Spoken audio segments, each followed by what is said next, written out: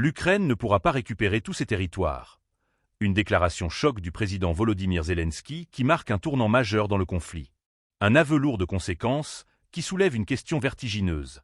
Après des années de guerre et des milliers de vies perdues, quel sera le prix final de cette guerre? Abonnez-vous et partagez cette analyse essentielle. Dans une interview accordée au journaliste britannique Piers Morgan, le président ukrainien a admis, pour la première fois, que la reconquête totale des territoires perdus n'était plus une option réaliste. Nous sommes un peuple capable, mais nous ne pouvons pas perdre des millions de personnes pour un résultat qui pourrait ne pas se produire, a-t-il déclaré avec gravité. Une phrase qui, en creux, laisse entrevoir un tournant stratégique et politique majeur pour Kiev. Ce revirement s'inscrit dans un contexte de fatigue militaire et diplomatique. Sur le terrain, les forces ukrainiennes peinent à avancer face à une ligne de front figée et une supériorité logistique adverse. L'aide internationale, autrefois inconditionnelle, montre désormais des signes d'essoufflement. Les alliés occidentaux, confrontés à leur propre crise interne, hésitent de plus en plus à maintenir un soutien massif.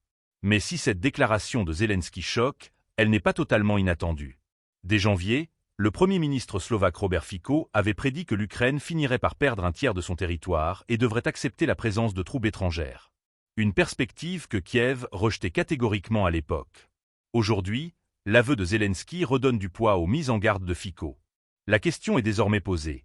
Cette guerre, avec son lot de souffrances et de sacrifices, aura-t-elle été menée pour un objectif finalement inatteignable?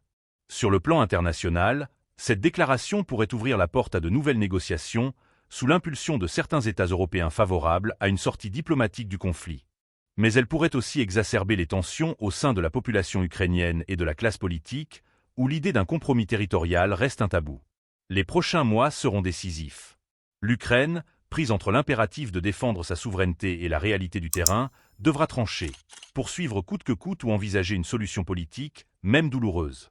Une seule certitude demeure, le coût humain de cette guerre, lui, ne pourra jamais être récupéré.